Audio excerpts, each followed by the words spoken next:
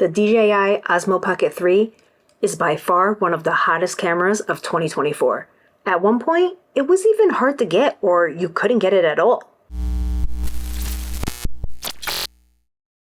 In today's video, I'm going to give you a run through of how I have my Osmo Pocket 3 set up, and even some tips to help you with your workflow.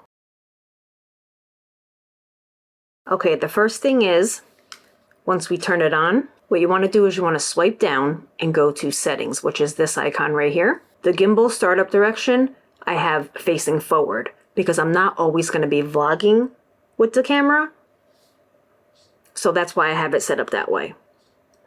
Then on rotate screen to power off, you have many options here. I put it on never because I want to be able to rotate my screen to switch between vertical and horizontal mode. Then on the slider control, I have set to zoom. I also have the built-in mic audio backup on. If you got the creator combo set, or if you have the DJI mic too, it can wirelessly connect to this camera, and it also does sync the video and audio. But if you have this built-in camera backup on, then it's like a safety. You always have a second audio file saved. And then the joystick speed, I just have to zoom to gimbal 4. Video compression, H.264. I have my sound set to low, but that's just personal preference. I have grid lines on because I like to see how I'm framing my shot. And honestly, a lot of these settings are going to be personal preference. Next, right next to it, this little button here, you can have it set to landscape, portrait, or auto rotation. What that means is when you rotate, it'll switch to vertical mode.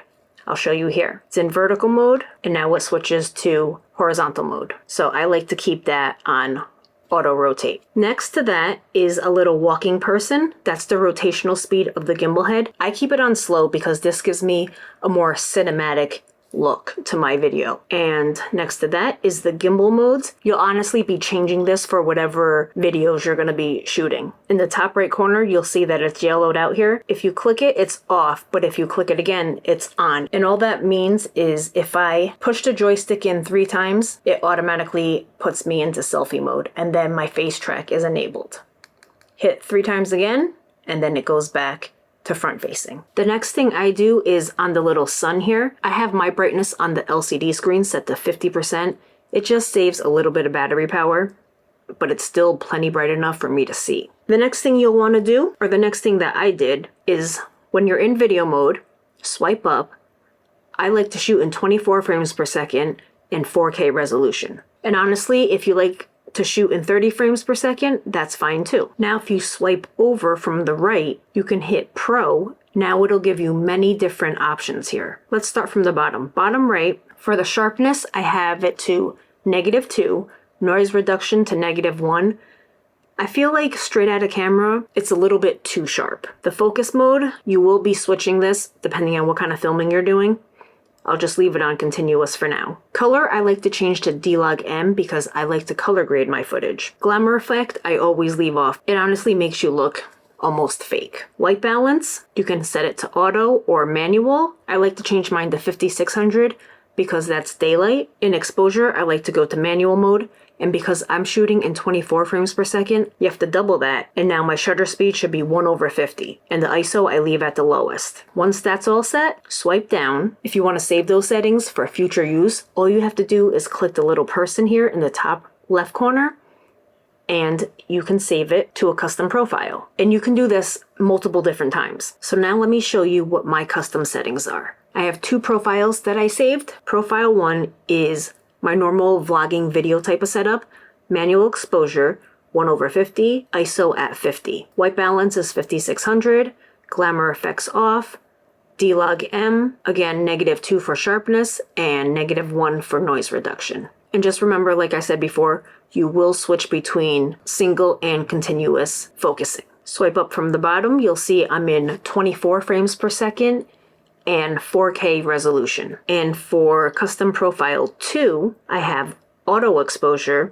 auto white balance, glamour effects off, color to normal. Focus mode again, you'll be switching. And again for the picture, -2 for sharpness, -1 for noise reduction. And I have this saved as my custom number 2 because, so if I'm making like an Instagram reel or TikTok or anything like that, and I don't want to have to worry about color grading or anything like that, then I just use custom profile number 2, and pretty much I can upload the video on the go right after I film it. One thing to note, when you save these custom profiles, no matter what I tried, when I flip my screen over, it doesn't automatically switch to the vertical mode. And I'm not sure why. I then have to go in here and then switch it again. And I did save it that way, but no matter what, it just doesn't. Here, watch, I'll show you. I'll save it again as number 2. I'll override it. Now when I switch, it's still in vertical mode, see? It's just very weird. I wish they would have, maybe they can fix that with an update. I'm not really sure. But I've actually made quite a few of these picture profiles. I think up to 5 or 6, and it didn't run out. So I'm honestly not sure how many custom profiles you can make. If you guys know, let me know in the comments down below. I'm really curious myself. Now, if you did get the Creator Combo Pack, you would have gotten the DJI mic too. One of them anyway. Or you may already have this mic. But let's turn it on, and you'll see here that it says that it connected. It automatically connects super fast. I absolutely love this feature about it. So place the mic where it generally will be, and see this green bar going across the top here? You want it to be about 75%. You don't want it to go into the red because you don't want your sound to clip. And that's pretty much it. That'll get you started with this camera, and it's a great little camera. Just remember, when you first get this camera, you want to go into all of your different settings, including slow-mo, hyperlapse, time-lapse, motion lapse, all of these, and you want to change your frame rate to 4K. For some reason, the default does not come that way. I'm not really sure why. And if you're looking for some really cool accessories for this camera, I did make a video on my must-have accessories. I'll link a card up here if you want to check that video out. It's got some really cool accessories for this camera. Thanks for watching. If you found value in this video, give me a thumbs up. Don't forget, hit that subscribe button. And if you haven't heard, I do have a little giveaway going on for reaching 1,000 subscribers. I will link that video in the description down below. I'll be drawing 2 winners on August 2nd. Talk to you guys soon.